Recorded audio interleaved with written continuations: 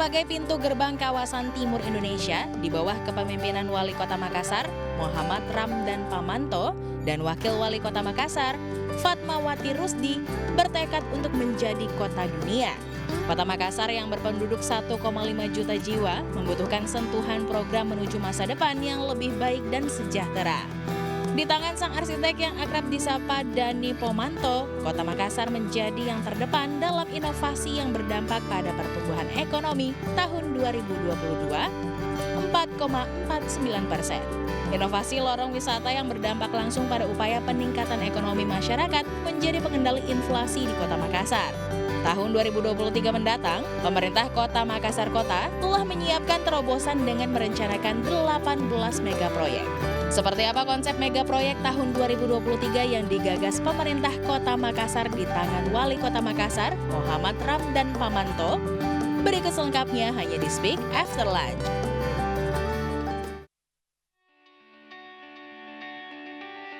Selamat siang pemirsa, berjumpa lagi bersama dengan saya Kiki Cahya dalam Speak After Lunch.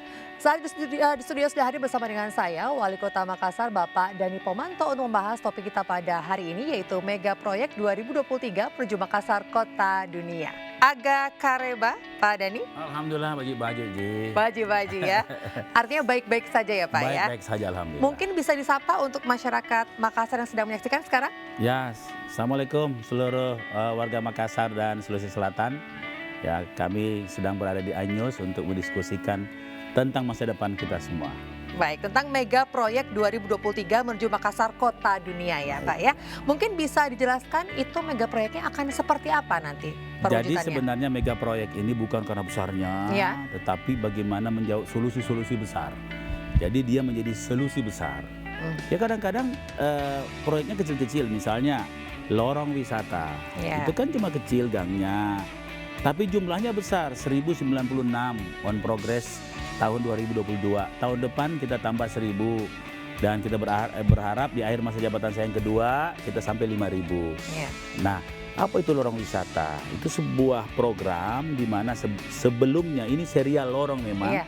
Saya sudah 2 periode. Waktu pertama kita sudah punya lorong garden dengan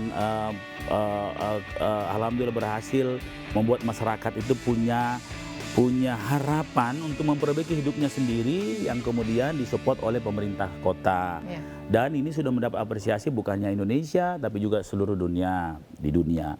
Nah, seri terakhir ini adalah lorong wisata. Nah, ini menjawab persoalan-persoalan food security ya, jadi kerawanan pangan dengan jawaban food security. Di situ juga ada ekonomi sirkular, ada social cohesivity, kemudian di situ ada smart city, bahkan ada metaverse, ada 18 konten yang ada di dalam itu. Ya, yang paling menarik adalah ini adalah bentuk public engagement. Semua terlibat. Bahkan setiap lorong itu kami buat dewan lorong yang terdiri atas orang tua, perempuan dan millennials, dan mereka mengorganize dirinya sendiri, bukan hanya sekadar di engage, tapi partisipasinya itu dalam bentuk organisasi yang betul-betul bisa membangun kawasannya sendiri-sendiri dengan lebih banyak partisipasi mereka, inisiatif mereka.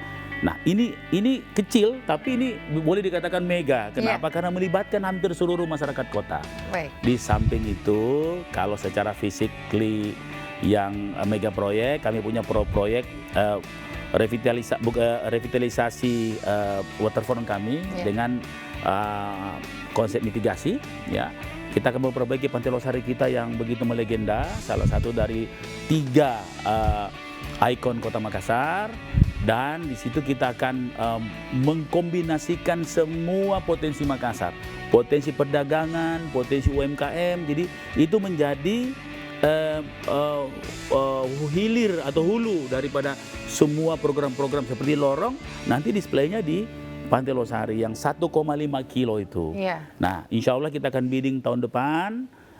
Bidding investasinya sekitar 5 triliun dan kita sudah masuk list Badan Penanaman Modal Nasional dan Badan Penanaman Modal di Sulawesi Selatan, dan kita akan mengundang investasi sesuai dengan anjuran Bapak Presiden juga untuk memperbanyak investasi. Kami juga buat sirkuit, kami bikin sport center, kami bikin namanya Makassar Government Center. Di situ ada mall pelayanan publik yang paling modern. Kemudian kita bikin mall investasi, Iya. kita bikin mall inovasi dan mall UMKM. Banyak yang Jadi betul-betul mega proyek di tahun 2023. Lalu Iya. untuk penganggaran tadi sempat disebutkan sedikit Pak, atau mungkin nanti masih akan ada stakeholder lain yang bisa membantu juga? ya memang kalau yang besar itu kita bentuk investasi. Iya.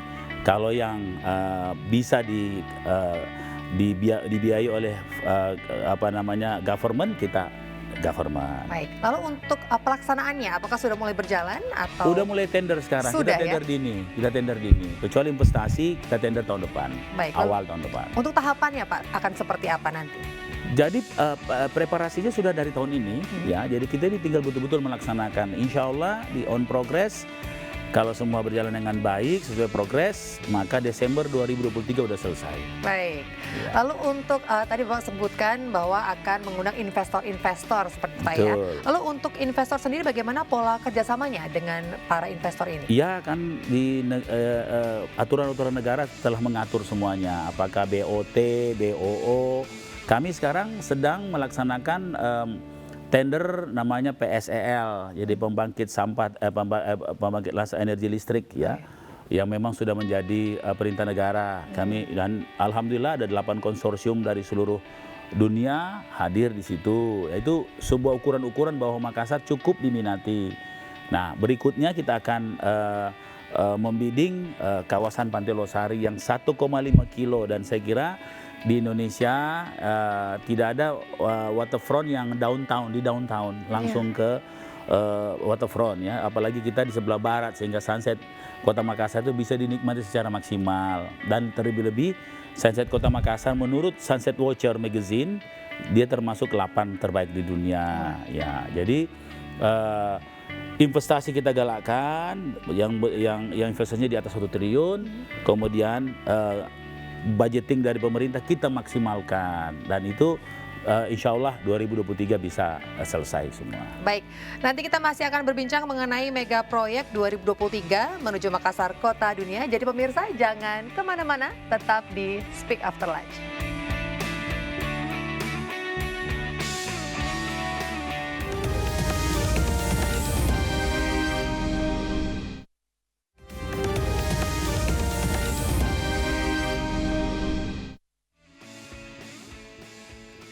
Kembali lagi bersama dengan saya Kiki Cahya dalam Speak After Lunch. Kita masih membahas tema kita mengenai hari ini yaitu Mega Proyek 2023 menuju Makassar Kota Dunia bersama dengan Bapak Dani Pomanto, selaku Wali Kota Makassar ya Pak ya di sini ya. Siap. Kita sudah berbincang tadi mengenai Mega Proyek 2023 Pak.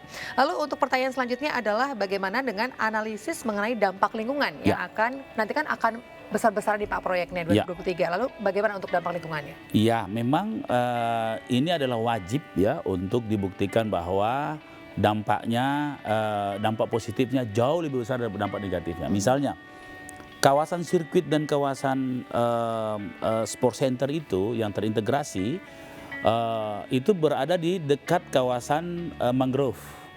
Jadi malah kita tidak mangrove, bahkan kita mengintegrasikan antara hutan mangrove di situ dengan kawasan olahraga. Misalnya sirkuit kami itu kita mengambil namanya green circuit. Jadi sirkuit yang berwawasan lingkungan. Itu kan belum pernah ada di dunia sirkuit-sirkuit seperti itu. Ya dia masuk di dalam terowongan mangrove nanti. Jadi karena itu ada keamanannya, jadi memang harus dalam bentuk kaca supaya angle medianya itu kita nanti buat itu. Jadi mangrove menjadi angle media, angle yang utamanya di situ. Jadi green, konsep green. Dan begitu pun dengan di Pantai Losari, kami tidak melakukan reklamasi, bahkan kami membuat sea rensing. Jadi kawasan yang sekarang sudah tidak ada koralnya, kita biarkan koral lagi di situ. Justru malah ditambah. Baik. Lalu itu adalah dampak positif untuk lingkungan ya Pak ya? Nah sedangkan untuk dampak positif untuk masyarakat, untuk kesejahteraan masyarakat akan seperti jelas sekali. Kalau yang kawasan olahraga tadi, tentunya kita tahu Makassar ini kota yang penuh energi. Anak-anaknya energik, makanannya enak-enak masalahnya, jadi full protein semua. Nah sehingga olahraga menjadi bahagian penyaluran aktivitas positif dari anak-anak muda kita, terutama penyiapan generasi muda. Itu yang pertama. Nah, kalau yang namanya Japarate, kawasan waterfront baru kita, semua misalnya UMKM itu dia line up di situ. Jadi kita punya namanya koridor UMKM, kita punya koridor millennials, ya koridor milenial. Jadi ya kira-kira kalau ya seperti di Amerika, di Hollywoodnya lah, di situ tempat kreativitas, studio-studio ada di situ. Ini dalam skala yang lebih lokalis dan lebih ya lokalis global lah, kira-kira begitu. Baik, lalu untuk pertumbuhan ekonominya sendiri Pak, untuk warga Makassar, apakah juga mengalami inflasi juga seperti kota-kota besar lainnya atau seperti apa? Dulu sebelum COVID kita tumbuh 8,79% ekonomi growth, tertinggi di Indonesia ya untuk kota-kota besar, bahkan di dunia. Kami sebelumnya kita punya inflasi cuma 2,5 sampai 3%. Selama selama pandemi kita memang terkontraksi minus 1, sekian persen ya, minus ya. Minus, kemudian sekarang kita tumbuh jadi 4,47. Tapi tahun lalu ini belum dirilis kan, dirilis nanti, dan saya yakin sekarang ini sudah tembus, ya bisa tembus kalau dilihat ini bisa tembus 6%. Kenapa? Dulu waktu sebelum pandemi kami punya PAD itu sekitar 1, yang PAD saja ya, pajak daerah itu 1,3 triliun.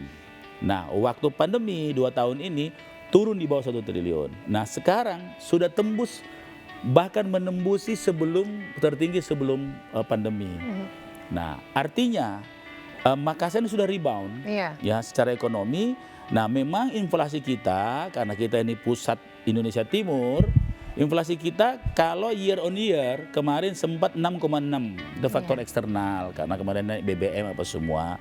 Sekarang udah turun, sisa 5,99. Nah, saya lihat nanti mudah-mudahan triwulannya ini bisa lebih turun lagi. Biasanya Makassar itu sekitar 3,5.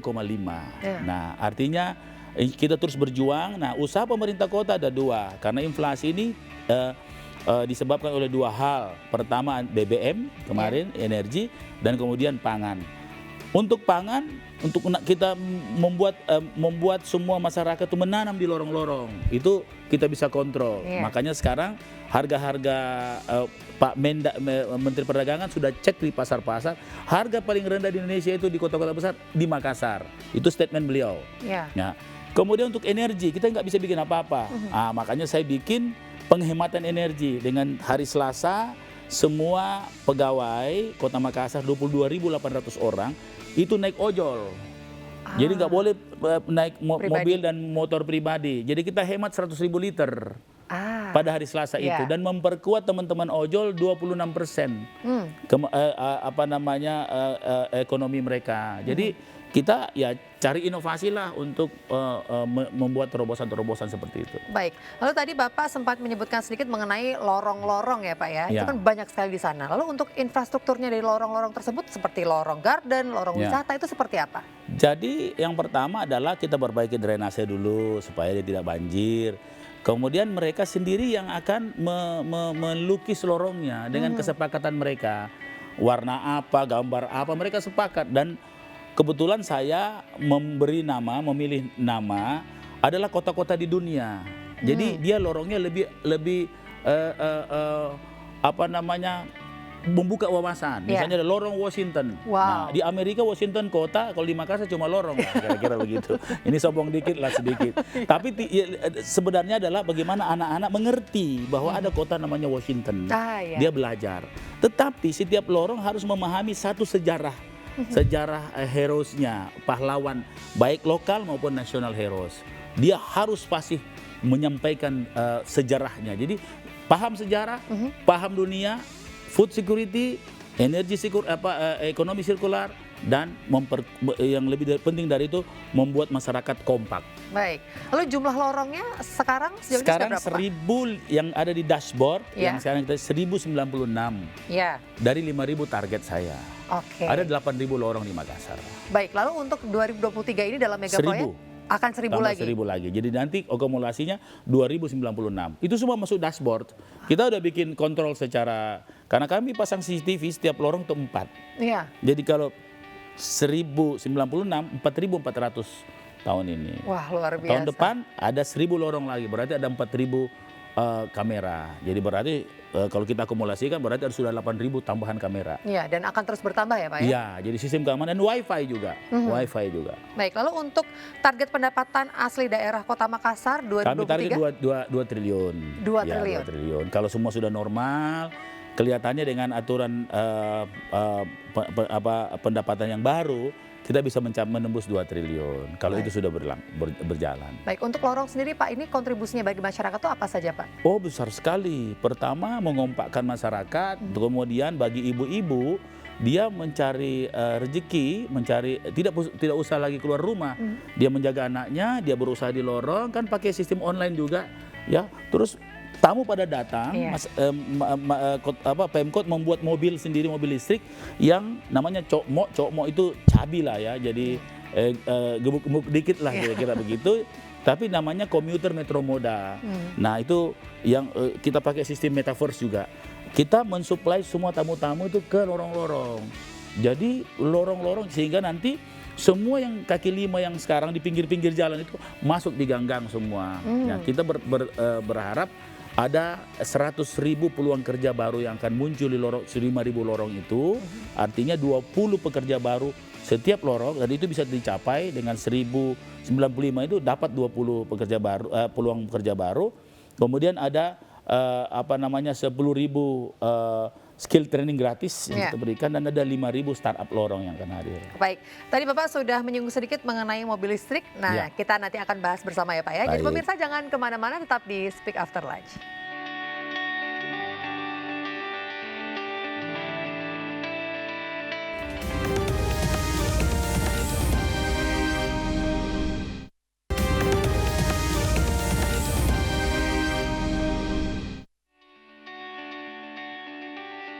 Kembali lagi di Speak After Lunch, saya masih bersama dengan Wali Kota Makassar, Bapak Dani Pomanto, dan kita masih membahas mengenai mega proyek Makassar di tahun 2023. Pak Dani, tadi kita sempat menyinggung sedikit mengenai mobil listrik dari Kota Makassar. Mungkin bisa dijelaskan nggak Pak, mobil listriknya seperti apa?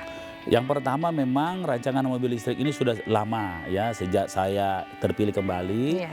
Itu yang kami, karena sebelumnya kami sudah punya bikin mobil sendiri tapi tidak listrik. Iya. Dan kami sudah punya izin namanya SKRB membangun bodinya ya, sudah ada izin dari negara. Nah, bersamaan dengan itu secara momentum yang sangat baik sekali, Bapak Presiden memerintahkan untuk melistrikkan semua mobil-mobil yang ada, atau memakai mobil listrik lah untuk sebagai penghematan energi untuk kita.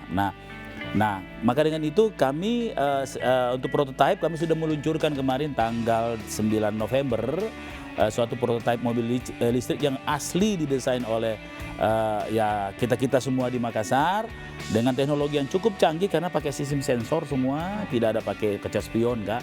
Semua dengan sensor dan semua bisa di on off lewat HP dan semua instrumen. Dan yang paling menarik adalah sistem pengisian baterainya itu sistem dengan matahari. Jadi pakai double baterai sehingga dia sambil jalan untuk baterai ini kalaupun habis langsung pindah ke baterai berikutnya, baterai ini langsung di-charge lagi.